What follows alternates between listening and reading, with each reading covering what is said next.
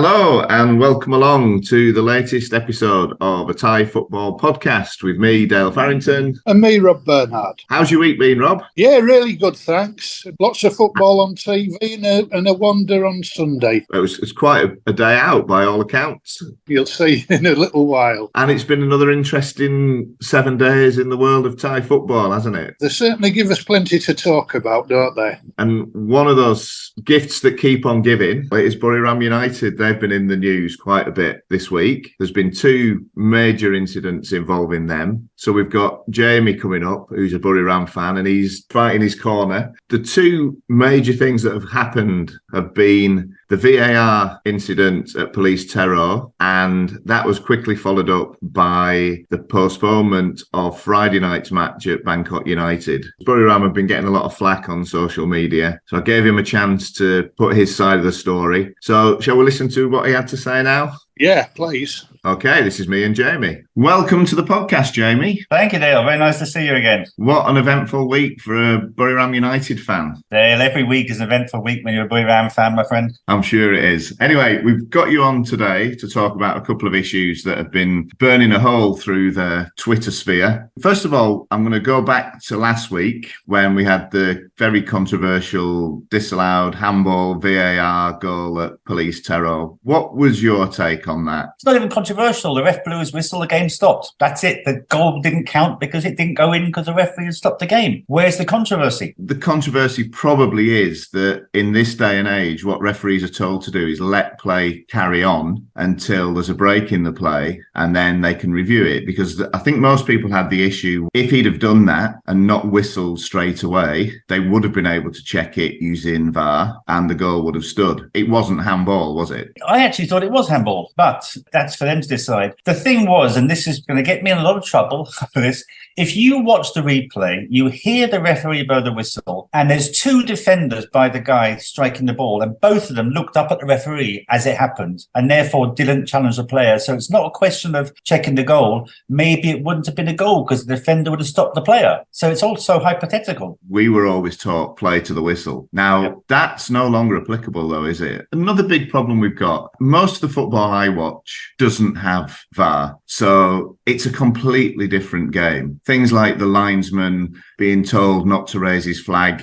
straight away and incidents like last Friday, they don't tend to arise as much in games where VAR isn't used. So you're playing to two different sets of rules, aren't you? It's difficult for officials. You know, 1 week they could be refereeing a game that has VAR and then the next week they're refereeing a game that doesn't. It's hard for them to adapt, I guess. Yeah, but honestly, on Monday night, the referee was too fast on the whistle. No doubt about that. You know, I watched it in my little shack in Iraq where I was, and I heard that whistle immediately. So my reaction was, don't celebrate the goal. He's blown the whistle for some, I didn't know why, but for some reason at the time. Then you see the replays. Now, we talk about, when we watch football, play the whistle fine, but, play on always. We had things like this, but but can I go off a bit on this one at the same time? The referee blowing the whistle, right? He shouldn't blow the whistle. He should play on, and at the end come back and review it. I didn't know, and I hate to admit this, I didn't know where this stupid referee came from. I didn't know it was that idiot who we've talked about before. I thought this referee had been banned from football years ago because he's appalling and because he comes from Buriram. There is certainly no way he should be in charge of a Buriram game. I believe there's nothing to do with Nevin having any direct influence over him. He lives in Buriram, mate. Nevin dominates life here. He's got to come back to here. He's not being paid by Nevin for sure, but he knows he lives in Buriram, so he's making his own decision, which is why he should never be near a Buriram game. And that's where the league are at fault, isn't it? Totally. It's not the fault of either team or anybody. The league should not, and they should know better.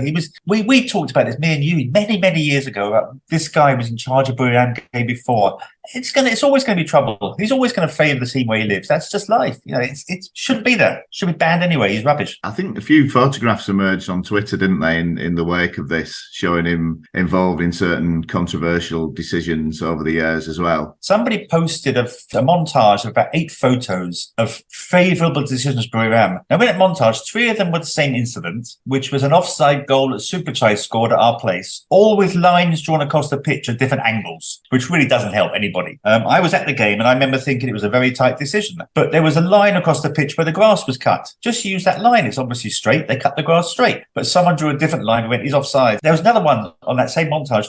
It was like 3 incidents. It wasn't 8 incidents. But he's Buriram. Get him out of Buriram games. Simple. Yeah, that seems to be the solution. Anyway, the controversy didn't stop there. It rumbled on. And a couple of days later, we had the postponed game, I guess, at Bangkok United on Friday night. You'd come back from your shack in Iraq, which is a lovely phrase. I'm going to use that as often as I can. You'd come back to watch that because initially it should have been played in Buriram and they switched it to Bangkok United without telling anybody, seemingly. And then, of course, it didn't go ahead. All sorts going on there. Do you want to give me your thoughts on that? Instead of going to Bangkok, I drove up to the Buriram Stadium to watch it on a big screen with the fans up there. We always talk about it's a rainy season, but you have to play in the rain season. You can't avoid it. Now, if it's raining like that, you look at the weather radar, it's going to rain for an hour and a half, 2 hours. You know that. My issue was the game was supposed to kick off at 7 o'clock. They didn't start clearing the water off the pitch until like 7:45. Why? Why did they not see the rain on the pitch an hour before and go,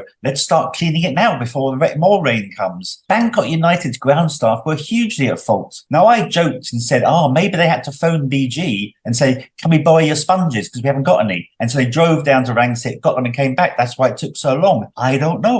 But why didn't they start clearing the water earlier? Why leave it till 45 minutes after kickoff? We had similar with the Leicester Spurs game, didn't we? Where seemingly both teams didn't want it to go ahead. And this seems to be the theory now that's emerged from Friday, that both the teams were quite happy for the game not to be played. From my perspective, I look at it and think it was the right decision on Friday night. That game shouldn't have been played in those conditions. But the counter to that is we've all seen matches played in far worse. Now, if that's going to be the standard, that has to be applied across the board. And what people seem to be inferring here is that, in particular, your club are getting preferential treatment when it comes to getting games called off. Let me ask you, Dad, throw it back at you. Why do you think it was the right decision? Because the pitch was unplayable. And I've seen far worse. I've been to games where I've just thought, there's no way on earth this game should be played. But in the past, and at other grounds, they've always ploughed on, and I'm using the word advisedly there, ploughed on. And if you mention loud on, we'll come and talk about Port later, all right? Oh, we'll definitely come back to that. That pick last night was just appalling. And again, there was a case for calling that game off. I mean, I can remember going to watch Chonburi at Samut Songkram 2 seasons in a row. Probably the worst pitch I've ever seen. And it had rained continuously for hours. And they still went ahead. And for me, those games shouldn't have been played. But what seems to be happening, it's not consistent. And if they are going to apply it, then it needs to be across the board, doesn't it? I think on Friday there was people commenting that players didn't go out. They did go out. They went out and tried to play. They couldn't. Then the Buriram staff, and we all know Nevin sits on the bench staring like that, like you're going to call it off. Fair play. If you can exert influence like that, fair play. You don't want to play the game. Bangkok didn't want to play the game. The Buriram staff went out. They started throwing the ball around. It didn't bounce. It didn't run. They were putting some influence on the referee. Sure, they were. Bangkok United were maybe smarter than Buriram, and they didn't bother because they knew that if they don't, Buriram will get the blame. Fair play. Clever game. But neither team wanted to play that game. Bangkok are hosting Jeonbuk on Wednesday night. I think we're in Japan already. Big games. And if the FA of Thailand made a decision, said, look, these two teams have got really important games coming up. And I saw someone being interviewed yesterday and he was saying, this is two high key games for Thai football, not for the clubs, for Thai football in the Champions League. To give the players a chance to remain healthy and fit and go and represent their country should have taken preference in this one. I know it's not across the board. I know it's not consistent, but for that reason, it was the right decision. That's a good point. But in that case, why was the game scheduled for that Friday night? If they were thinking in those terms, then they shouldn't have had fixtures this weekend. It's lucky they were playing each other. They could have easily rescheduled that game for later in the season, couldn't they? They could have said, okay, to give you even more time off, because Buriram were flying out Saturday morning to Tokyo. So if they could have said, okay, let's just cancel that fixture and give them more time to prepare, fair play. I've got absolutely no problem with that for either team. I guess they scheduled it on a Friday night thinking, well, they've still got 5 days for the game. Fair enough. Yeah, why not? Some countries will cancel the games the weekend beforehand. I think I've seen, in Spain, I've seen it done. In the future, maybe they've learned 2 things. One is that before big games, maybe look at the league, but when are you going to fit the games in the future then? Because there's, especially this year with the 2-month break again in the winter, and maybe Bangkok United have learned if it rains on Wednesday night, start clearing the water earlier. Let's hope lessons have been learned. I mean, the sad thing was, as a neutral, I was looking forward to that game, and I think many people were, and it just turned into a circus. That's not a good reflection on the league at all, is it? People tuning in to watch that and seeing it all unfold wasn't helpful. And from what I can gather, people in the stadium weren't being informed as to what was happening. On the big screen, there was a weather delay put up on I don't know who was broadcasting. They did put up game delayed for weather, but there was no updates. It was just game delayed. We'll just have to see what happens. It wasn't a good night, I think, for It's a shame though, because as Sven said, it's traditionally the game where Bangkok get the biggest attendance. They get the biggest away fans. I mean, that away end. It's normally full on a Saturday night when we come down. Like, whatever it is, 1,500 people. It's our biggest away day of the season. To have it on a Friday night was just bad news. Have the rain, bad news. If they play it again, play it on a Saturday night, let's fill the stadium. I have to admit, I'm rather happy they didn't play it because I think Bangkok in such good form, we may have lost. You've just opened a whole new can of worms there, Jamie.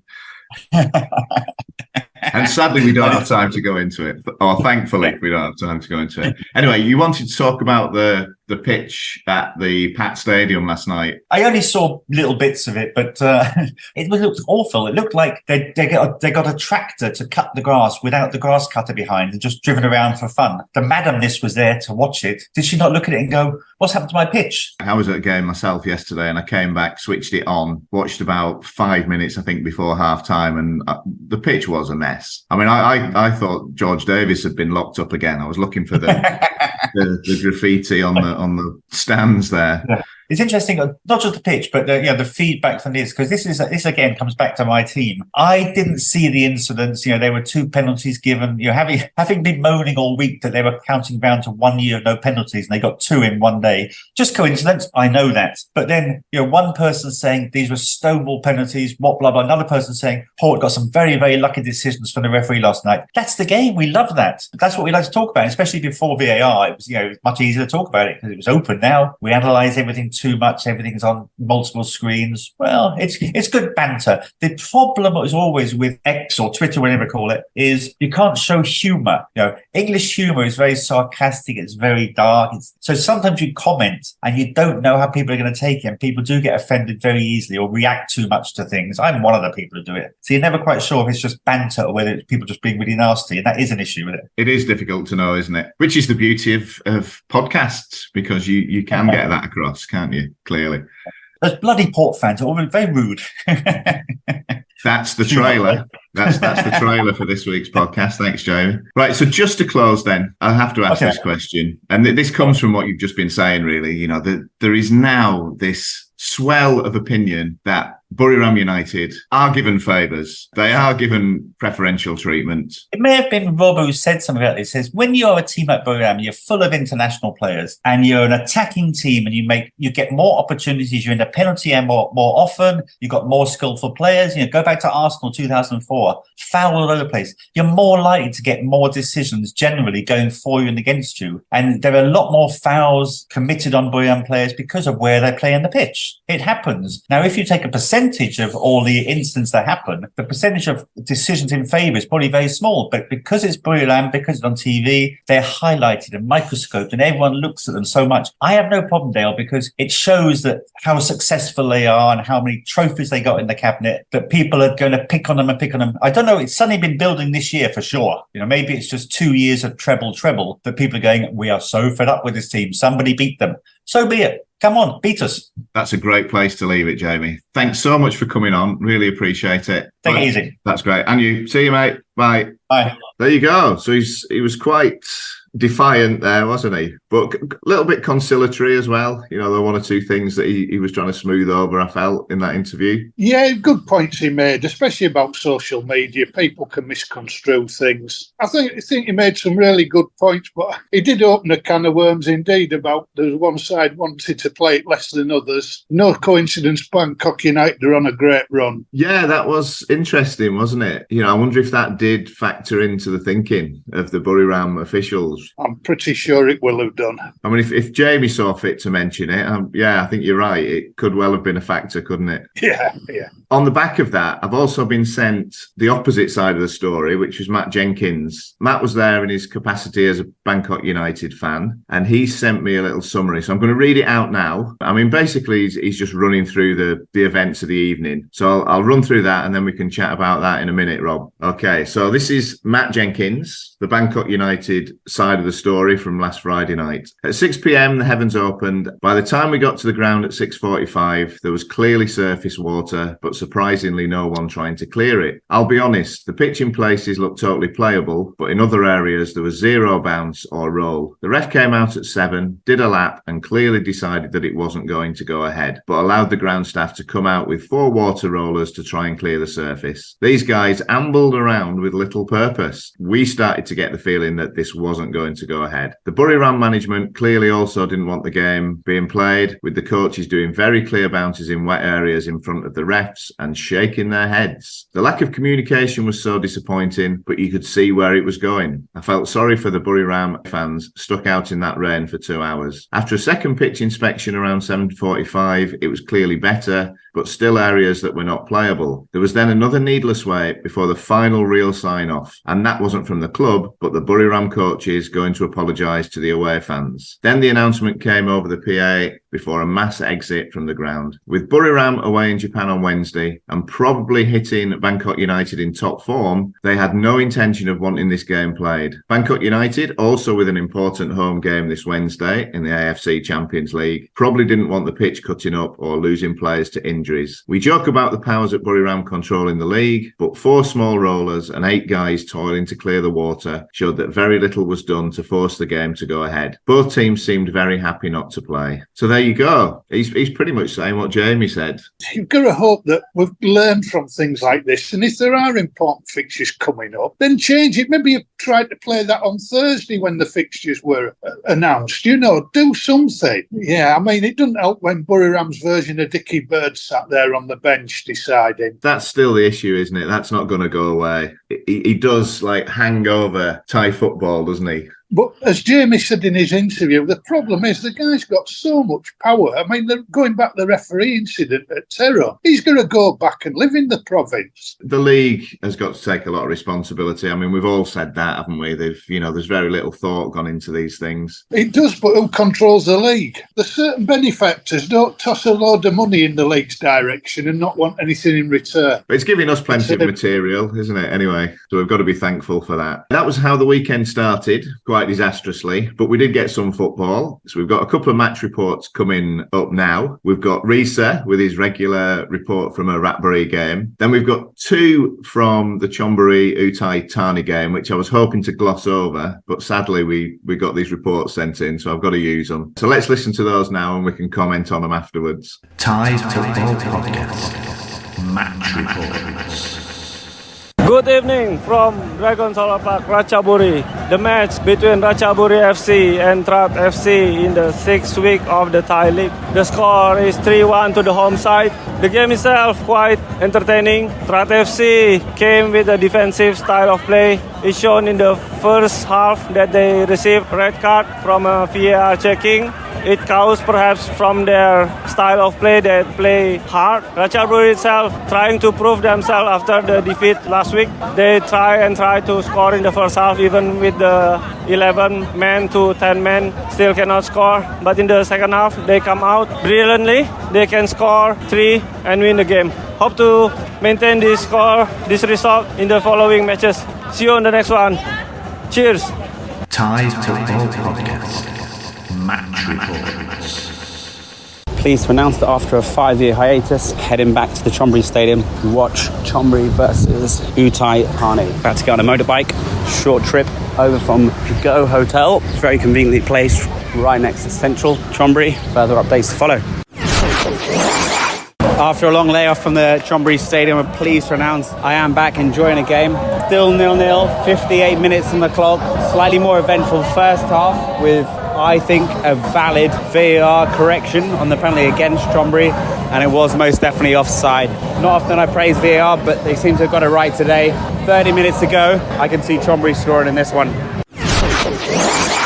Against the run of play, Uthai Thani 1, Chonburi 0. Despite the attacking onslaught from Chonburi, Uthai broke a well-taken goal. 10 minutes left to play at the Chonburi Stadium. Yeah, when you could almost see that coming. I mean, they've had one chance the second half, and that was a good goal, in all fairness. I mean, I don't blame the keeper for once. It's been all Chonburi. How we are losing this game, I do not know. After a 5-year hiatus from the Chonburi Stadium, back here on the end of a 2-0 defeat by Uthai Thani. 2 breakaway goals did actually expose Chonburi's offensive frailties. Questions need to be asked there. They were attacking, they were pushing numbers forward, but they broke and it wasn't offside. Very much like the first half, and it didn't require VAR this time to declare that goal was valid and did stand. Great to catch up with some old faces. Always a pleasure to see Tim, Val and Clare. Many faces missing. Saddened to hear about some of them. Over from the Chonburi Stadium.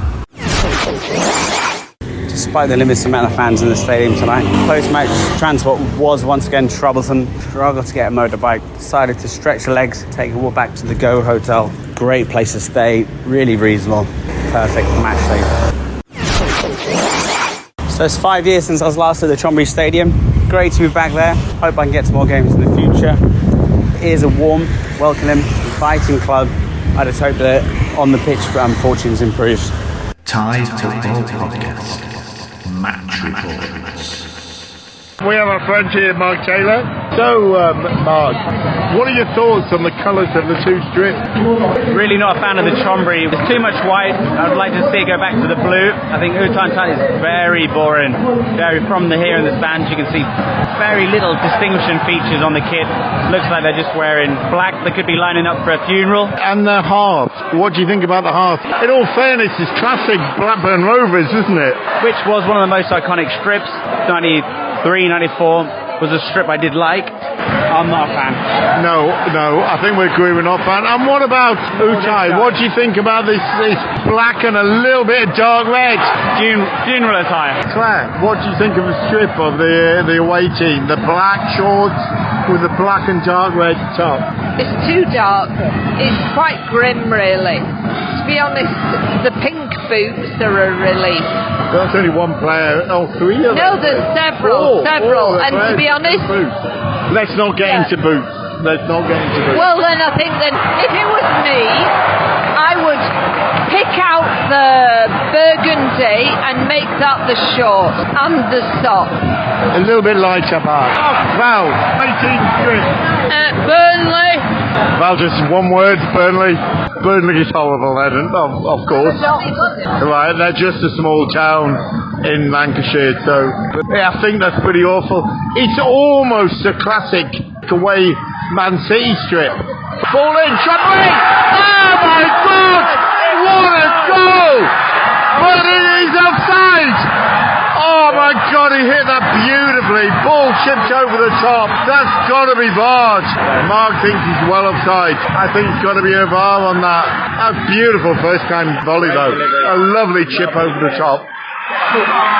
Well, Riza sounded a lot happier this week, didn't he? Amazing what a win can do, isn't it? Well done, Riza. And I say we have to mention it. The 2 reports from Chonburi. Obviously, Mark, he was a regular when he lived in Thailand. He's over in Hong Kong now. It was a shame for him that they lost to one of the poorest teams I think I've ever seen. Uthai Thani offered absolutely nothing in that game. And that's not just me being biased. They were very, very poor indeed. You know, people will argue that it was game management. That's how they set the stall up. I just thought they didn't have much of a clue, and we gifted them 3 points. Yeah, you get games like that, don't you? If you don't take your chances, you're always got a chance of conceding at the other end. That was it in a nutshell. And it's worrying times actually for Chonburi. I think there's already rumblings that the coach isn't up to it. So I'll be very surprised if he lasts beyond the first leg. And next Sunday, I'm dreading it. I'm not going to lie. Easy game on Sunday. For them, yeah.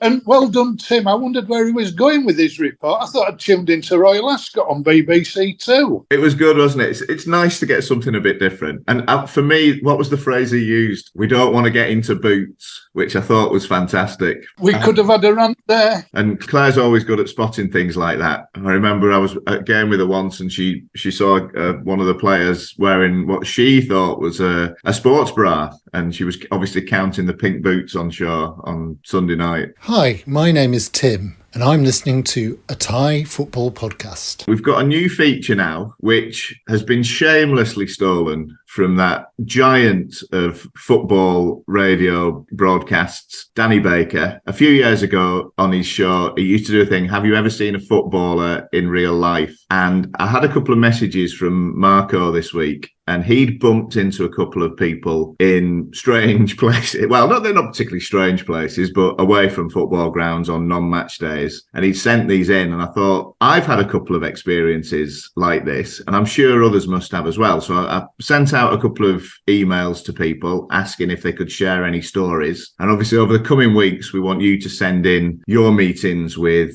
anyone connected with Thai football away from the stadium on non-match days. So we've got a couple of these to start us off. Okay, so going back to Mark, who's just given us his report from Chonburi, he said he once saw former Chonburi striker Rodrigo Virgilio in Bang Sen McDonald's. I'm pretty sure he ordered a double cheeseburger, large fries and nuggets. Grant Aiken, who's a Bangkok United fan, tells us this story about meeting Silio Santos. I gave him a friendly, I know who you are, smiling tops as he was buying grapes. He had only just signed for Muangthong. He shot me daggers, perhaps assuming my friendly demeanour to have ulterior motives. Not sure quite what he means by that. It was a little terrifying, to be honest. I quickly vacated the area without a single word being exchanged. And then one from Marco, who set this whole ball rolling. I bumped into Mario Jurovsky, JC John and Dragan Boskovic, all at Bangkok United at the time, at Changwatana Immigration, whilst in the queue for a visa extension. I had to wait in line while they were taken to the front of the queue off to a separate room. One of the perks of being a foreign TPL footballer. So there you go, three examples of meeting Thai football people in real life. Have you ever bumped into anyone, Rob? To be honest, I wouldn't have a clue. No, I mean, it's possible that the star striker of Riza Salai works in your local 7-Eleven. Have a closer look next time you're in there. I will. If anybody's got any of those they want to send in, you know how to contact us. It's great to receive those. I love that kind of stuff. Moving on, we've got many people's highlight of the podcast is your roving report, Rob. So I'm going to let you introduce this because I know it was quite an eventful day, wasn't it? It sure was. Basically, I got dropped off the nearest town cancer room by my wife at 9 a.m. Had to wait 90 minutes. Eventually got to Ubon and a quest to reach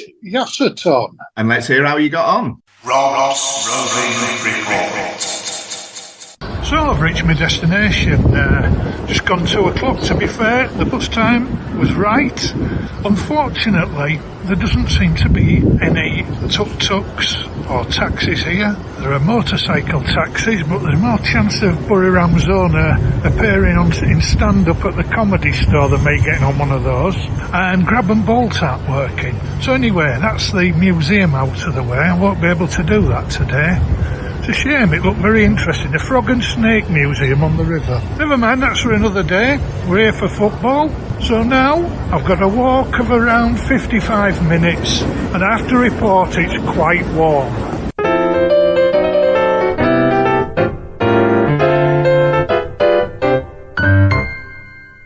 Right, well, it looks as though I've arrived at the province stadium of Yasothon. Quite a walk, and it has been very warm. Just talking to a guy round the corner there at the petrol station. He was astonished I'd walked that far. Doesn't know me very well, obviously. So today, Yasothon come into the game. They lost 4-0 their opening day at Surin City, and then lost 3-0 at home last week to last season's the North East champions Marsaracum. Be hoping for greater fortunes today, obviously. And their opponents, they must think I'm stalking them. It's my old friends at Riza Salai United, who started their league season with a 4-1 win against Surin Kunchi Mall, and then followed it up last week with a 0-0 in the Sisaket derby against Sisaket United. So we'll see what today has in store. It looks a nice place, I must admit. Quite a bustling little town centre. It looks like after dark it'll be relatively busy. I came through where a night market will be. I get the impression there's not many Farangs ever pass through, judging by the curiosity and the amount of people who wanted to speak to me. Lots of smiles as ever in this part of the world, which is always nice. And there's a Tuandang nightclub here, so obviously enjoy a bit of fun after dark, but that'll be for another day. After the game I've got greater matters in hand, like trying to get back to the bus station in time for me service to Ubon, or it could be an interesting evening and some explaining to do when I get home. Yasothon is home of the Uthai rocket festivals that take place around the rainy season each year, very popular around Isan, this part of Isan anyway. And therefore the football team is nicknamed the Rockets. Let's see if they've got any power in them today. So anybody coming to a game here, first of all, I don't know if it's regular, but the good news is it's free admission today. Very welcome. It's a good idea to have your own transport, as I am quickly learning. And an unusual feature, there's only 3 floodlight pylons. There's one missing on the far side, hence the afternoon kickoffs, I guess. And the other thing that's intriguing to me, before COVID, I did do some research. Yes, listeners, believe it or not, we do. And the crowds were upwards of 400 before COVID, and they've completely nosedived since. Anybody got any ideas? Please shout. So out come the teams, and I must admit I have taken quite a fancy to the Yasothon home kit, the pink and sky blue, for sale for only 399 baht. Great value. So we have plenty of goals this afternoon, and no controversy. I don't know where they got the recording of the King's Anthem from here at the stadium, but I was looking all over for a brass band. It was like Brighouse and Rastrick playing. Oh, it took me back to Brastoff. What a tremendous version. If everyone played that, it'd be heart-lifting. Just gone the halfway mark in the first half here, Dale. 1-0 Riza Salai. The visitors have taken the lead. The corner, the keeper came out flat. Skipper number 30, Rose, his header plonked against the post, came back out, and he nodded in the rebound himself. So Yasothon 0, Riza Salai United 1. On what has to be said is a very difficult playing surface. They've obviously had a lot of rain in these parts. Well, it should have been 2-0 to the visitors, Dale. The keeper's pulled off a great save with his legs, all laid back. Number 7, good chance. Should have made no mistake, really. Oh, and a horrendous error at the back. Just stick with it, Dale. See if the defence can clear it. They are creating problems for themselves, Yasothon, this afternoon. Should probably hear the drummers here from Riza Salai, and as tuneless as ever. They really are shocking. The team, meanwhile, still on the free kick right on the edge. The biggest relief to me is that the massive storm seems to have passed over the far side. There's a big rainbow on the horizon. If that lands, I'm in real bother. Still 1-0 to the visitors. Well, things you didn't see coming, Dale. It's 1 each, right on the stroke of half-time. We're in stoppage time. A cross came in, glancing at it from the number 7 from the horse. It looks as though Yasothon are going to go in level at the break. And I know you'll enjoy that, Dale. They just posed for a photo after scoring. 1 each. Yeah, it's all about the timing. That was the last action of the half. 1-8, the tide's going. Be interesting to see what the coaches say to the sides. Riza Salai were controlling that game, but that goal has changed everything. 1 each at the break. We're about 10 minutes into the second half, Dale, and Riza Salai in the ascendancy once again. Just a thought, referees do get a lot of criticism. Would help an awful lot if the players didn't act and roll around. Some real world of sport wrestling stuff out there with the acting that's going on. Well, the Riza Salai players are losing their rag with the referee. Going to book one for dissent. They're all arguing. The coach kicked a bottle onto the pitch. Not doing them any favours. Still 1 each.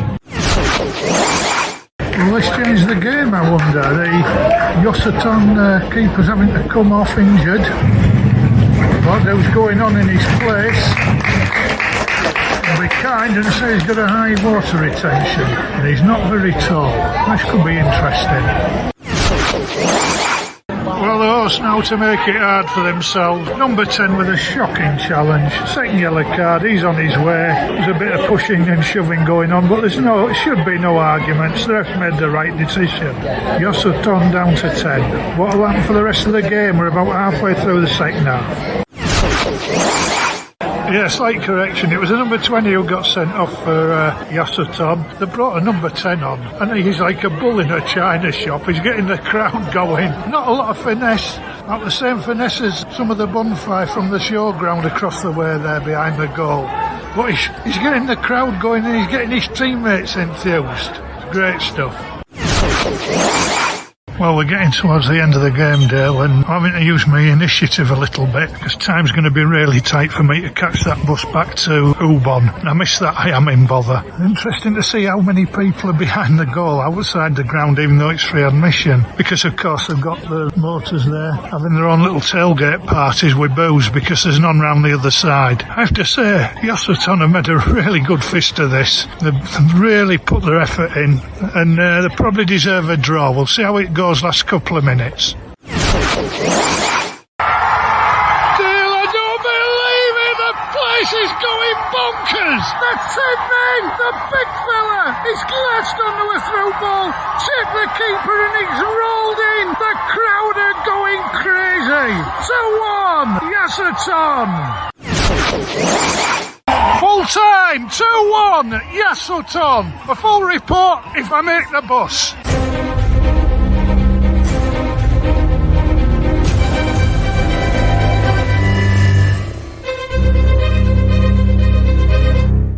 So I made it. I didn't know that these nearly 58-year-old legs could do it at such a pace. I'm actually waiting for the bus. And you know when you sometimes go out, some of you, and think, well, should I or shouldn't I? The answer's always yes. Do it. Enjoy it. Yeah, it was a good game, and I was pleased with the result, basically, because Yasothon, not as technically gifted or as good a side as Riza Salai, but they're stuck at it. And I send the fans home happy like that. Last-minute goal when you're down to 10 men. Something special. So yeah, really enjoyable. As long as this bus arrives reasonably promptly, because I've got a train to connect with at Ubon. And as long as that's running to time, there's still adventure ahead of you. But yeah, it's been a fantastic day out. Recommend anyone gives it a go. Go out and watch some football. You never know what'll happen. There you go. I was getting updates from Rob while he was doing that, and it was getting very, very nervy at one point, whether he was going to make his connection. And thankfully you did, didn't you? Just about. The bus coming back, I was watching Google Maps and counting the minutes down and asked for my driver across the ring road and to the station at Ubon, an Aero, but I wouldn't want to do that drive very often in the back of the car. Have you recovered? Yeah, it took it out of me, I must admit. I slept very well on Sunday night, and then I slept an extra 3 hours yesterday. A lot of walking involved. We all know what it's like living in Thailand. You've got to give yourself plenty of time and be prepared to be patient. Timetables are just for display purposes only. And I think last night you watched a game in more luxurious circumstances, didn't you? Yeah, what a cracking game that was last night between Chiang Rai United and Sukhothai. Great way to round the weekend off. And I'm glad you pointed out on Twitter as well about the goalkeepers' kits. All game I was thinking, is this my eyesight, or are they practically wearing the same colours as the outfield players? Chiang Rai are in orange and the keeper's got like an amber shirt, and the sky blue of Sukhothai, the keeper was slightly darker blue, wasn't he? It was crazy. I don't think I've ever seen anything as close as that. I'm surprised they got away with it. This is Clinton, and you're listening to a Thai football podcast. So, on to our next section, which is proving very popular, our listener questions. We've got 3 more this week. I'll read them out. So, question 1, Samuel Thorley asks, now that there are the beginnings of a real pyramid system in the Thai League, what developments are you hoping to see in the next 3 to 5 years? Well, it's probably dreamland, but more sustainable clubs coming through. I'd maybe change T3 into 4 regional divisions and then have a T4, which would be sort of amateur semi-pro feeding that, so there's more chance of teams coming through all the time. It is encouraging that we are seeing this pyramid system, but there needs to be a lot more support, doesn't there, for teams, especially these teams who are quite ambitious. We often see it, don't we, at the end of every season when you get to the playoffs down in T3, that there are certain clubs who clearly don't want to go up. I'm not suggesting they throw games, but maybe they don't try as hard as they might. And then you get situations where clubs like Pattaya United, who didn't finish in the promotion places, actually went up because another team wasn't ready. And I think it's these little things, isn't it, that need to be looked at and ironed out, really. I like seeing different clubs coming up. And if clubs can survive and prosper, then I think it's great. And I always say, you know, the changes we've seen in the last 20 years in Thai football have been incredible. It's sometimes easy to forget and overlook that. So hopefully in the next 5 years, we will see a bigger improvement again, you know, fingers crossed. Okay, second question. This is from Anthony Thorpe, and he says, what would you do if the Bangkok Post described your podcast as moribund? Well, first of all, I'd be delighted that somebody had bought somebody at the Post a dictionary. But in all seriousness, if an esteemed journal such as that mentioned us, I'd be absolutely flattered. Any publicity is good publicity, isn't it, Rob? Indeed. I do get the Alan Partridge reference, obviously, with the moribund thing, and I was going to go into a whole eat your words thing, but I'll leave that. So third question. This is nice. We've got a celebrity sending in a question, although they'll kill me for saying that. So this is from Steve Darby. Could the panel, you and me, Rob, could the panel explain why Thai FA administrators try to sack successful winning national coaches, e.g. Peter With, Zico, and most recently Mano Polking? Well, first of all, it's not often I get asked a question by somebody whose book I'm reading. So thanks a lot for that, Steve. I think in a nutshell, it's down to egos.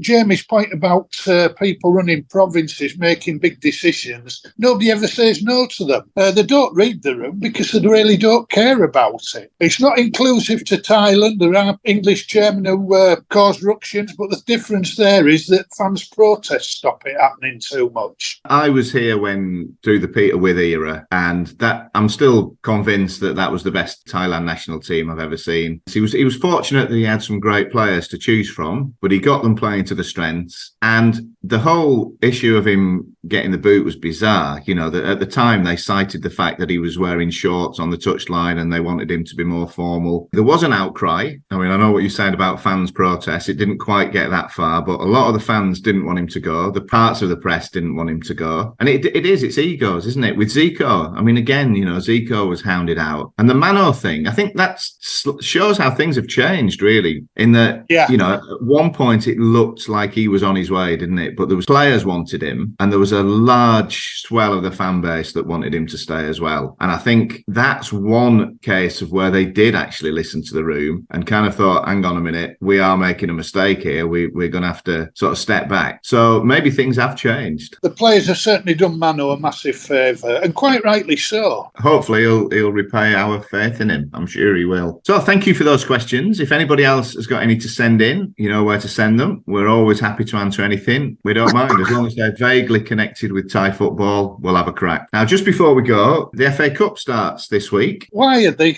first round not regionalised? We've got teams coming up, Rayon coming all the way to Sisaket, and a team from the Bangkok Premier League 3rd Division to go to Sisaket. Both games are going to be landslides. You know, we're talking at a time when money's tight. Yeah, it does seem to be silly, doesn't it? But regionalising it would make perfect sense. Well, I mean, they've just drawn the FA Cup 4th qualifying round back in England, and that was regionalised, and a lot of those clubs are full-time pro. Yeah, it's something they need to look at, definitely. The craziness of the competition sees a beach football team, Pratunam BSB, playing away to Bangkok FC. I did not know that. They're playing the beach football tournament in the shadows of Ratchaburi. Well, I hope they prepared the pitch for them. They maybe play at Port, eh? Well, they could play in our front garden. That looks like a beach with the tide just gone out at the moment. So that's about it. Episode 15. Thanks very much, Rob. Enjoy your rest. Problem. I think you've earned it. And all being well, I'll see you on Sunday. Yes, looking forward to it. Hope I bring you a bit of luck. Enjoy your week, everyone, and we'll see you next week. Yeah, have a great week wherever you are, everyone. Take care.